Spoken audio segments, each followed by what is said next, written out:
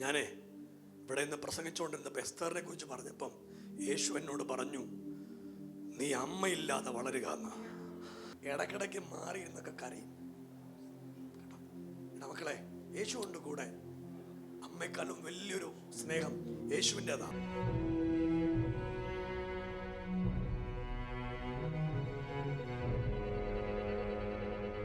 നീ രക്ഷപ്പെടാൻ പോവാ. ഒത്തിരി കരഞ്ഞിട്ടുണ്ട് ജീവിതത്തിൽ. തകർച്ചയാ മൊത്തത്തിൽ. നീ അഭിഷക്തനാവും. യേശുവിൻ്റെ നാമത്തെ നീ ഉയർത്തും. അതിനുവേണ്ടി ഒരു വിളി നിന്റെ മേൽ കിടക്കുക. നിനക്കൊരു അനാഥത്വം നീ അനുഭവിച്ചിട്ടുണ്ട് നിന്റെ കുഞ്ഞുപ്രായത്തിനകത്ത്. ഇന്ന് രാവിലെ മോനെ പിടിച്ചോണം, അവനെ യേശുവിനോട് കേറി കൂടെ നിൽക്കാൻ പോവാ.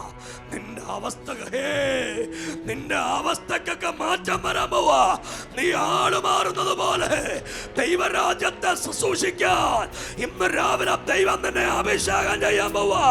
നീ ദൈവത്തിന്റെ പുസ്തകമെടുത്ത് യേശുവിന്റെ നാമത്തെ ഉയർത്തിപ്പിടിച്ച് കരമടിച്ച് അന്യഭാഷ പറയാൻ പറ്റുന്ന എല്ലാ ദൈവത്തിന്റെ മക്കളും അന്യഭാഷ പറഞ്ഞ് യേശുവേ എന്ന് വിളിക്കാൻ പറ്റുന്ന എല്ലാരും കൂടെ കരങ്ങളെ അടിച്ച് അല്പനിമിഷം ആ ദൈവത്തിന് സ്തോത്രം പറഞ്ഞ് ഇവൻ കണ്ട അനാഥത്വങ്ങളെ മുഴുവൻ ഇന്ന് രാവിലത്തെ ആരാധനയിൽ എന്റെ ദൈവം പൊട്ടിച്ചു കളയാൻ പോവാ. രണ്ട് കരങ്ങളും അടിച്ചൊന്ന് അന്യഭാഷ പറഞ്ഞ് ഈ കുഞ്ഞിന് വേണ്ടി പ്രാർത്ഥിച്ചു. ഈ രാവിലെ അവന്റെ മേലൊരു വലിയ ദൈവശക്തി ഇന്ന് രാവിലെ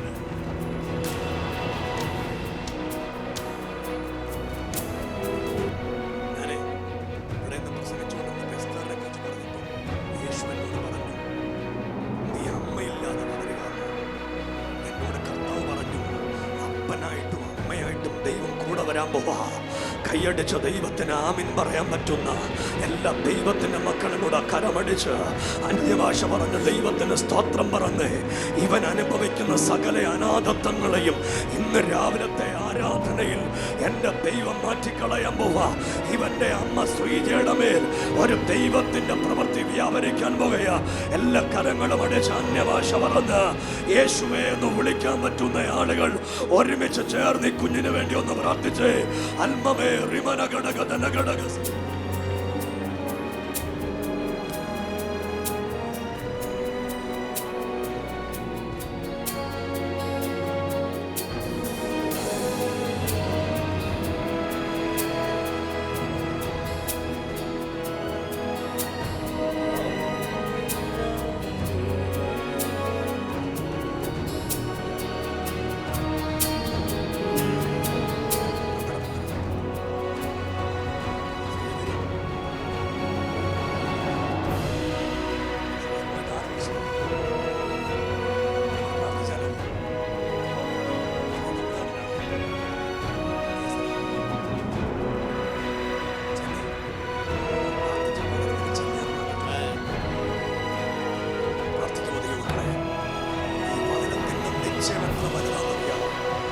ദൈവത്തിന്റെ വചനത്തിന്റെ മുമ്പിൽ വെളിപ്പെടാത്തതൊന്നുമില്ലെന്ന് ഒന്ന് പ്രാർത്ഥിക്കാൻ പറ്റുമെന്ന് പ്രാർത്ഥിച്ചേ.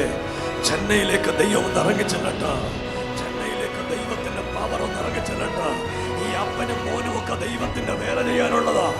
ഇവര് ദൈവത്തിന്റെ നാമത്തെ മോനെ നീ എന്നാ ചെയ്താൽ സുവിശേഷ വരതി അതിന്റെ വിളിയാണ്.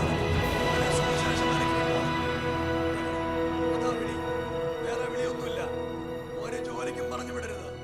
ജോലിക്കൊന്നും പോകരുത് കേട്ടോ. എത്ര വയസ്സായി? ഇപ്പം 19 വയസ്സേ ആയിട്ടുള്ളൂ. എന്തൊരു ടെക്നിക്കൽ കോഴ്സ് പഠിച്ച് എന്നിട്ട് ദൈവത്തിന്റെ വേലയ്ക്ക് വേണ്ടി ഇറങ്ങിക്കോണം. തള്ള തിരിച്ചു വരും. ഒരാമീൻ പറ. നിന്റെ അമ്മയെ ദൈവം തിരിച്ചു കൊണ്ടുവരാൻ പോവാ. അതിനകത്ത് ഇന്ന് രാവിലെ ഒരു ദൈവത്തിന്റെ തീർപ്പ് ഈ രാവിലെ വെളിപ്പെട്ട് വരാൻ പോവാ. സഭയൊന്ന് കൈയടിച്ച് യേശുവേ എന്നൊന്ന് വിളിക്കാൻ പറ്റുന്നവരൊക്കെ വിളിച്ച്. ഈ കൂടാരത്തിനകത്തൊരു ശാപമുണ്ട്. അതൊരു ഹൈന്ദവ ആചാരത്തോട് ബന്ധപ്പെട്ട ഒരു പ്രതിസന്ധിയുടെ ശാപമാണ്. എനിക്ക് കാണാൻ പറ്റുന്നത് പോലെ ഇന്ന് രാവിലെ ദൈവം അതിനെ ഉടച്ചു കളയാൻ പോവാ. എല്ലാ കരങ്ങളും അടച്ച് അന്യഭാഷ പറഞ്ഞ് യേശുവേ എന്ന് വിളിക്കാൻ പറ്റുന്ന എല്ലാരും കൂടെ ആരാധന കഴിഞ്ഞ് അപ്പനും മോനും കൂടെ എന്നെ കാണണം.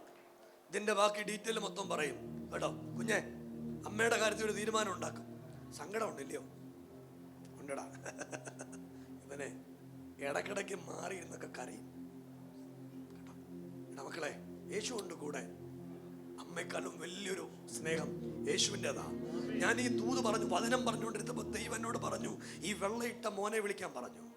എന്നിട്ട് ദൈവം എന്നോട് പറഞ്ഞു അവൻ അമ്മ ഇല്ലാതെ വളരുക. അമ്മയും അപ്പനും ഇല്ലാതെ വളർന്ന എസ്തേറിനെ രാജസ്ഥാനത്ത് കൊണ്ടുവന്ന ദൈവമാണ് നാം ആരാധിക്കുന്ന ദൈവം. ഓ പരിശുദ്ധാത്മാവേ, പരിശുദ്ധാത്മാവേ,